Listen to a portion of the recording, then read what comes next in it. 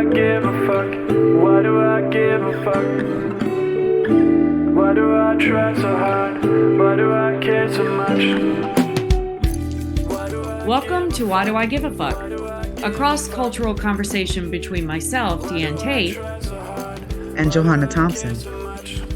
In these times of great struggle and possible shift, we ask ourselves, why do we give a fuck about any of it? How does the lens we see the world through impact what we see? And what do we do about it? So the movie that we're going to talk about today is the American Society of Magical Negroes. Funny anecdote, and I was telling you this story last week, that my partner we were wanting to watch the movie together, and we didn't know what streaming platform it was on. And so I have a mechanism on my TV where you can speak into a microphone and it'll propagate whatever it is you asked it to find. And he didn't know what the whole title was, so he just said Negroes into the microphone. And Siri came up on because I have Apple TV, so that was the mechanism by which he was asking, kind of like Google. And Siri came up on the screen and said, language can be very hurtful, and so we're not going to talk. I don't remember exactly. I took a We're not picture going of to it. talk like that. Yeah, I have to find that. I have to find the actual languaging because I took a picture of it to show it to you because I thought it was hilarious. Here it is. Language like that can be hurtful to others. It's important to treat everyone with respect. So Siri is woke. Siri is woke. Siri is letting it be known. Siri is going to be tone policing humans as they're talking. And that also means that Siri has to know all of the things, right? Right. Somebody's programmed Siri to know that word was questionable. And then you challenged me to say the word with hard R into it to see what it came. So that I haven't done that. Too scared. Too scared of AI. I don't know what I'm scared of because I'm being asked to do it by somebody of color just to see. But I'm so trained not to say it. I did say not in front of me because that would be just way too uncomfortable. But I would be curious to know what the responsiveness is. If I ever get the courage enough to do it, I will take a picture of what Siri says. What Siri? It may be the same. It may be the same message. I don't know. You know, she's not thinking. She's just spitting out whatever the algorithm told her to say when these words come up. So I'll be curious to see if it's a different, to my way of thinking, should be an even stronger message about, language and what's okay and what's not, but we'll see. So, but this is the movie that we thought we would talk about today. So, will you say the name again? The American Society of Magical Negroes. Magical Negroes. Yeah. I'm never so good with like remembering all of the whole name. So what did you think about it? First of all, do you think that I'm a magical Negro? Great question. I mean, no. Not that you're not magical. You are, but a magical Negro, no. I would be curious if you would self-identify after seeing this movie and seeing what their description of it was. I'd be curious to see what your answer to that is. So that's what I wanted to ask you. How would you define magical Negro so the movie describes a magical Negro as somebody existing in a white person's narrative to keep white people from being uncomfortable, because when white people are uncomfortable, we know that has, really bad impact on other folks. What I like to say is when white people are uncomfortable, Black folks in particular die. Yeah. And so, I'm curious as to, after watching the movie and whether or not you've experienced magical type Negroes in your world or community, like, how would you define them? Would you define it in the same way as the movie or something? I would now. I mean, if you had asked me, it's hard for me to like filter that because my awareness of it has grown over. I don't think I even heard the term until maybe 5 or 6 years ago. One of my friends and teachers from Charleston, a Black woman, used the term. I think she was the first person I heard it from. And so I probably, That's funny because I would never have termed magical Negro Oh, until really? hearing the movie. So that's, yeah. So maybe that's a Southern thing too. Maybe. Okay. I don't know. I don't know how I don't know what her journey of knowing what it was, but she was the first person that I ever heard use it and didn't really I don't really recall her giving like a definition of what it was, but I got the gist of what she was talking about. And so it's hard for me to answer that question because I feel like I've been on a journey. So it was interesting in the beginning of this movie, they put words up on the screen that gives you a definition of what the movie is terming, what their movie definition of magical Negro is. And so I feel even weird saying that word out loud. So I just need to, Negro? yeah, I need to put that even into the room. I volunteer with a youth group, and we're reading a book that's written in a lexicon of maybe back in the oh well, it's back in the 60s because some of the characters relate to the Black Panthers, you know, Okay. still in their active form back in the 60s. So it's set in the 60s. So the word Negro is used in print in this book, and the kids that are part of this youth program are all of color. Most of them are families immigrated from different countries from the continent of Africa. So I'm reading this book to them, with them. They're reading it, and so having to say that word out loud has actually been new in my life just in the past like couple of months. And it's interesting to me how uncomfortable I am at even saying it out loud. So I just want to put that in the space. I appreciated the definition that the movie gave at the beginning in terms of the concept of keeping white people calm, helping them manage their feelings of uncomfortableness, our feelings of uncomfortableness. Because when I heard the term used by my friend, she was using it in terms of, as I recall, in terms of it being through a white lens. So the Mm. definition that the movie gave, I felt came through maybe a black lens of this is what magical Negro means. This is what our role is if we are that. How I heard her term it, it was based through like a white lens in terms of if a white person sees or is behaving towards a black person as if they are a magical Negro, they may not even know that terminology. I may not even know Right. it, but I'm seeing them as this person of accelerated vision, Mm. skill set. They're one of the good ones, kind of thought process. Oh. That was the way she was using the terminology. So to me, it's not really two different things, but it feels like it has two different connotations. Perspectives. Yeah, yeah. Yeah, perspective, better word, through the two different lenses. So I don't know if that answered your question, but that's how I came to watching the movie and thinking about it through a little different lens than when I first heard it, if that makes any Mhm. sense. Okay, so now just go back into yourself. I hear from the movie, and then I hear from how your friend used it. But if you were now understanding this idea of magical Negro, what would that be for you in the context of your life? Like, have you come across somebody that you would be like, after seeing the movie and developing a definition for yourself? It was like, that's a magical me. I would consider that type of person. Hmm. Basically placating whiteness. Right. The first answer that comes to mind is that I think all people of color probably have that, not probably, have that skill set, right? Because that's something I've been learning is that it's a matter of survival, right? So anyone that's non-white knows more about whiteness than whiteness does, Mhm. certainly how to survive our whiteness. And so yeah, I think that in the way my brain is now with my journey through awakening, the definition of the that was offered in the movie in terms of being able to placate whiteness, being able to see the full vision of white discomfort, and then navigate it and figure out how to deflect and change and shift and so that that whiteness calms down so that everybody is safer.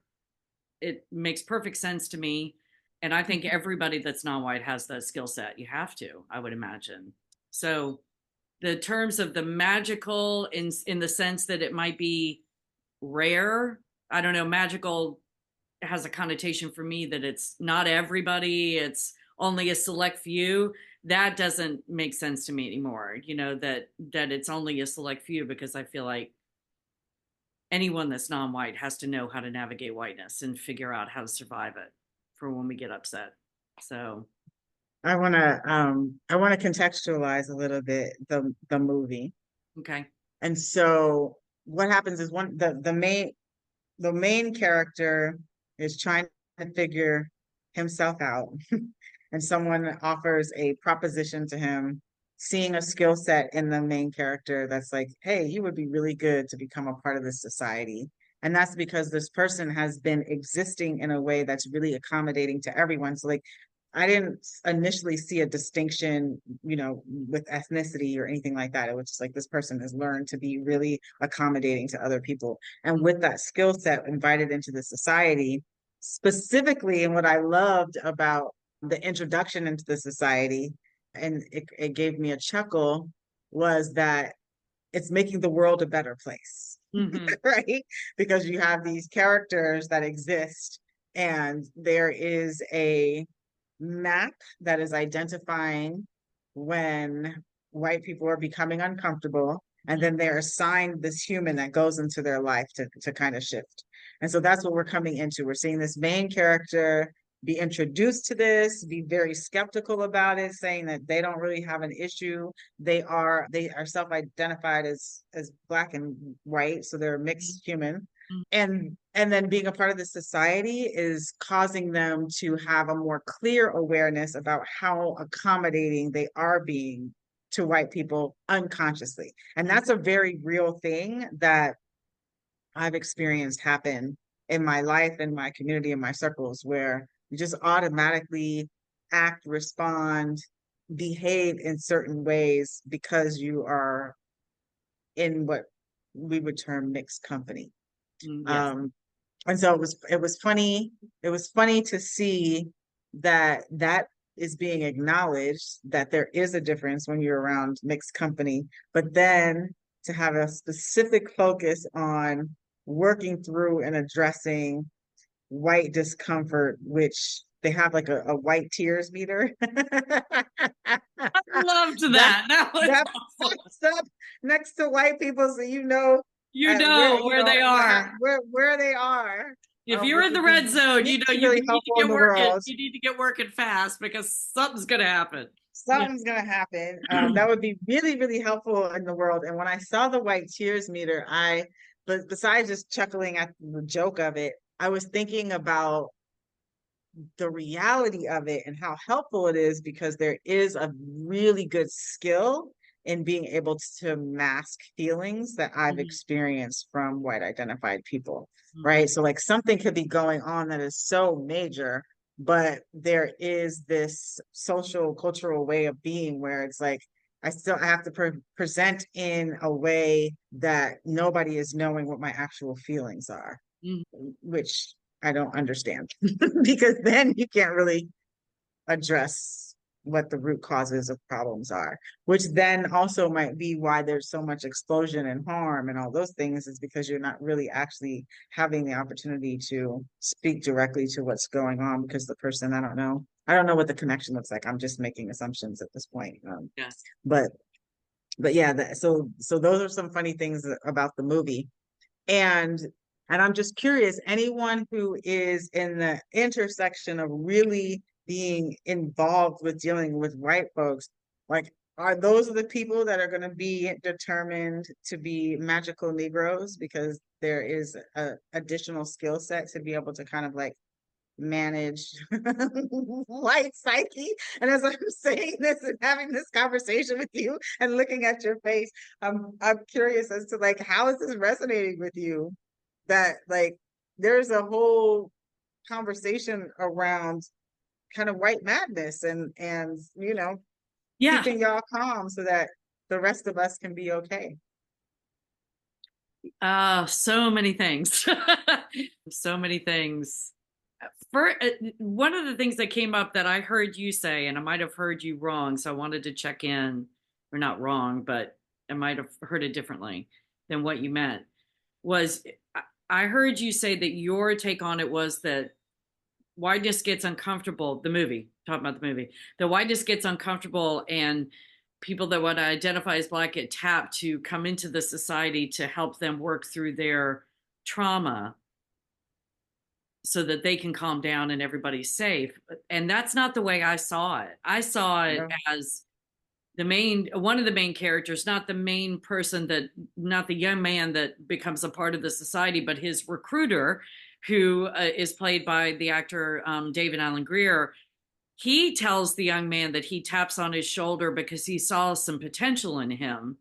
But it wasn't necessarily about, he actually had to be put in proximity to this young white guy who was causing, was feeling discomfort, and his meter went off the charts. And so they needed to address that. But that's not, I didn't get the sense that the young man was tapped to come into the society specifically to address this white guy. I got the sense that David Allen Greer is playing, a member of the society, an elder member of the society, you might say, more seasoned, maybe not elder.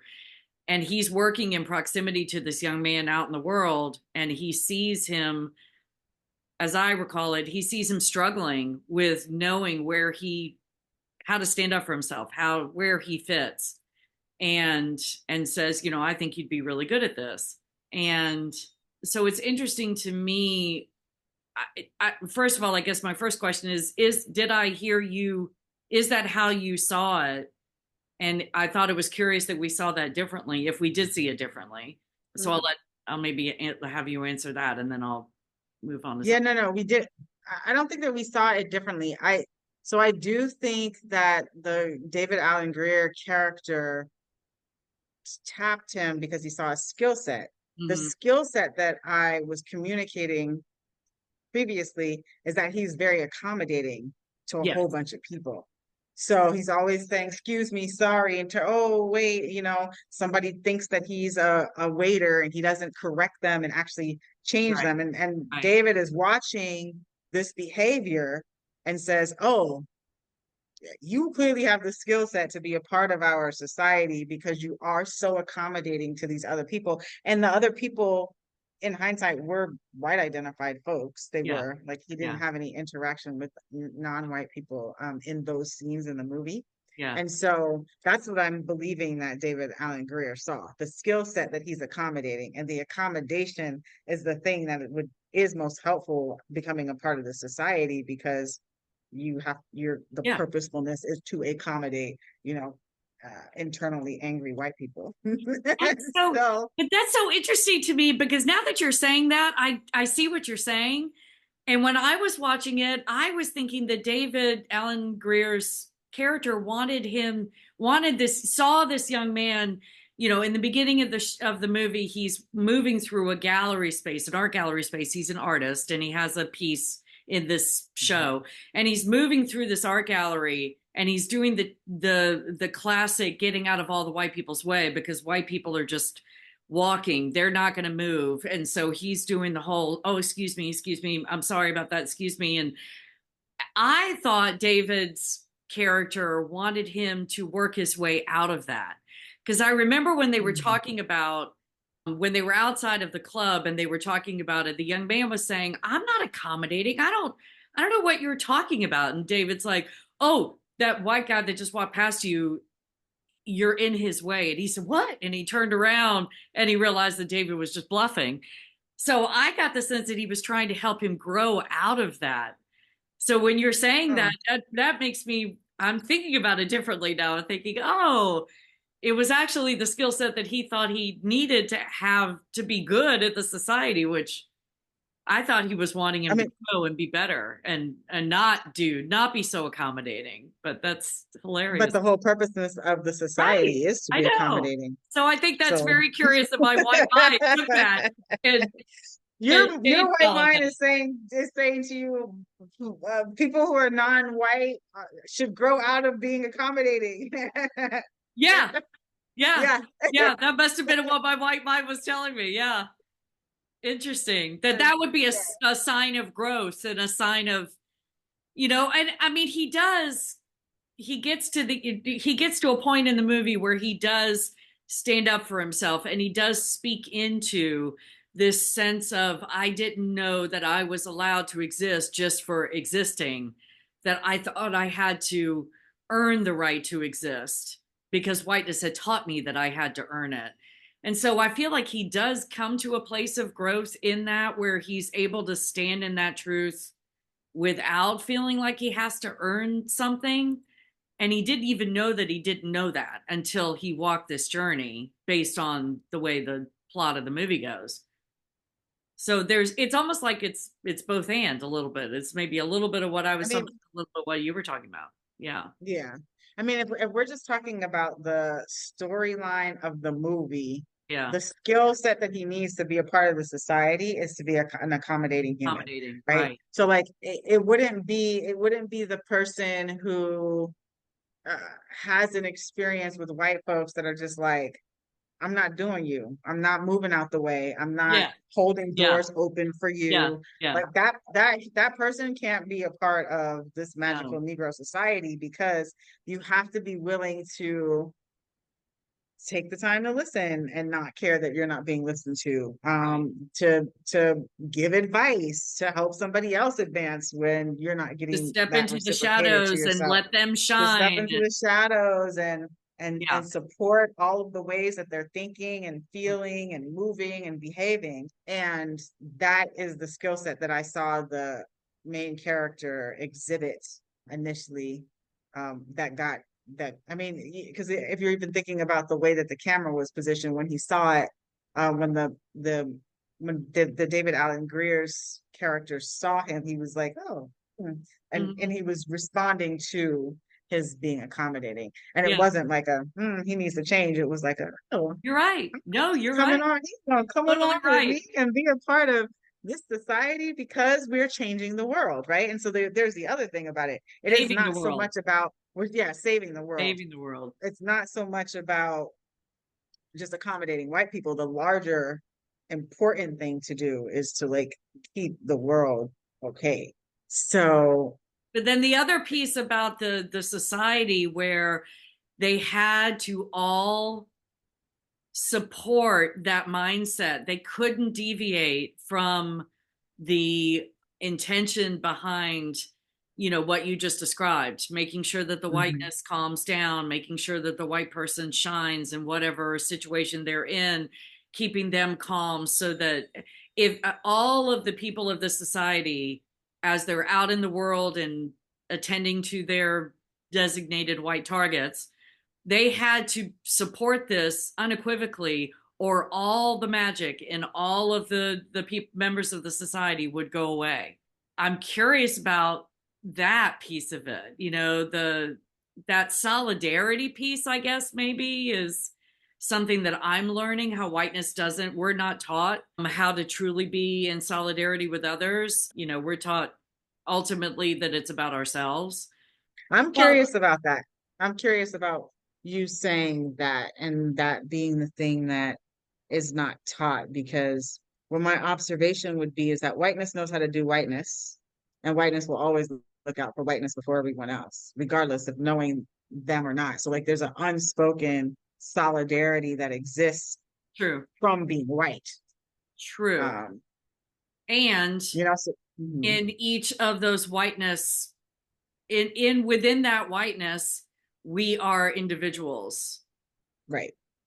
And so yes, we have solidarity with whiteness, but with the white people within that whiteness, not so much. It's like how to build that community and that collective Mhm. based on solidarity and mutual respect and shared experience. And those things don't, I don't think those things are natural to the community itself. I don't know if I'm expressing what I So it's mean. like it's an individualized collectivism that's Ooh, happening, right? yes, So it's just yes, like, right? yes, So it's just like yes.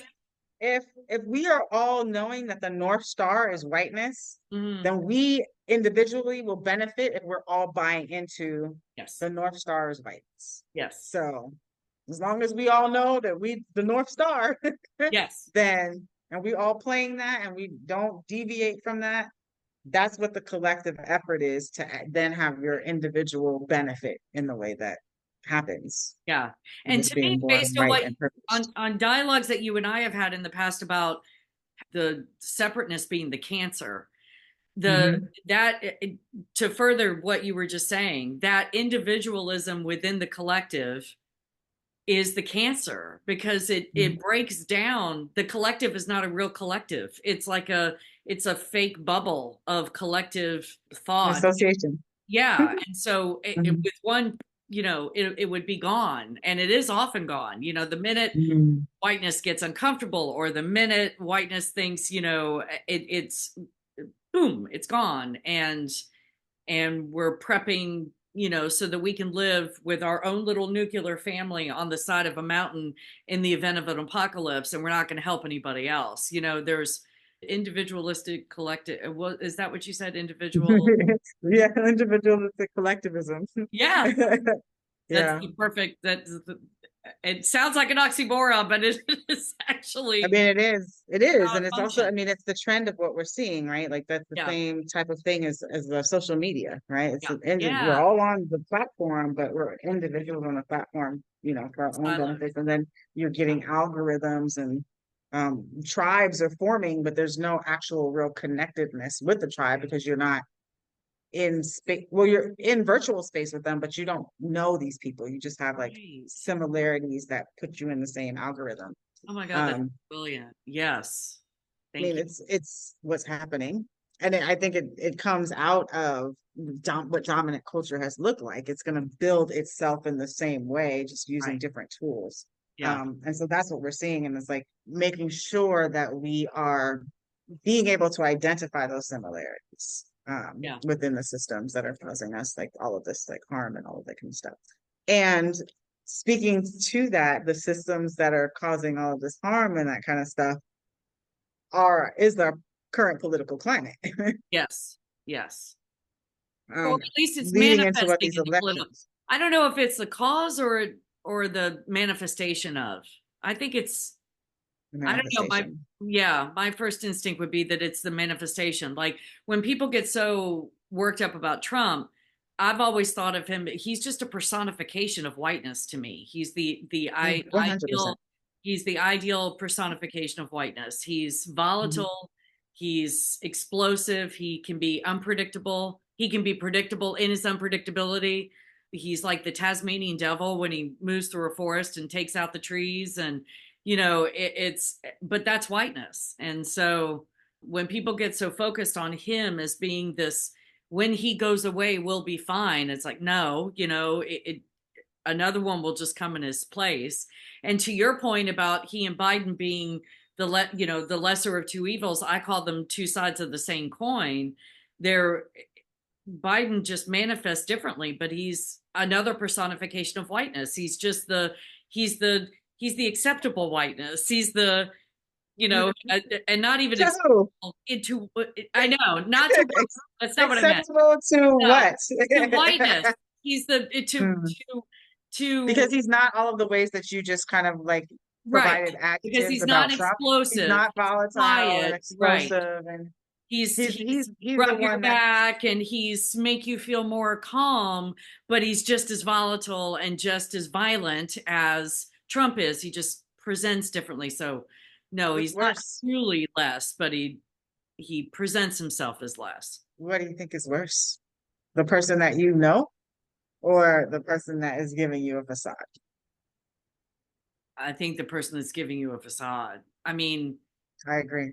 when Trump first came into office in 2016, I used to say he pulled the veil off, and now I say rip the hood off of our society and made us really like talk about. I mean, I remember the first Democratic debate where they spent 15 minutes talking about white supremacy on a debate stage, and that had not with the actual words white supremacy, and that hadn't happened before. So I was happy that Trump, as horrible as he was, I was happy that he at least got us talking, got whiteness talking more about the realities of what was ill, what the cancer was, in our body politic, in our greater society, because we can't deal with it if we're not talking about what the real thing is. So, I mean, initially I was horrified by him and wanted to go back to sleep. Now I understand that the sleep is where, it's like carbon monoxide poisoning. You go to sleep and you just slowly die. We're not